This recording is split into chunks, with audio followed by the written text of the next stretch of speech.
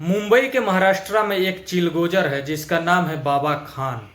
और ये बाबा खान टारगेट करते हुए पवन सिंह को गालियां देता है, उल्टा सीधा बोलता है। इसका काम ही ये है कि गाली दे करके और सोशल मीडिया पे रहना। क्योंकि लॉरेंस बिश्नोई वाले मामले में भी इसने लॉरेंस बिश्नोई को गाली दिया था, और जब लॉरेंस बिश्नोई ने ये कॉल किया तो इसका पैजामा गीला हो गया। इस बाबा खान को मैं बता दूं कि बाबा खान बेटा, तेरे को पता नहीं है कि तुम किसको टारगेट कर रहे हो। वो एक भोजपुरी का आन बान शान है और सुपरहिट कलाकार है जिसका नाम है पावर स्टार पवन सिंह। तो पावर स्टार पवन सिंह को टारगेट करने से पहले तेरे को सोचना चाहिए। और जब ये बाबा खान पवन सिंह को टारगेट करते हुए जब लाइव में बोलता है तो 24,000 कमेंट इसके माँ बहन को गालियों से तरनतार कर दिया जाता है। 24,000 कमेंट आता है।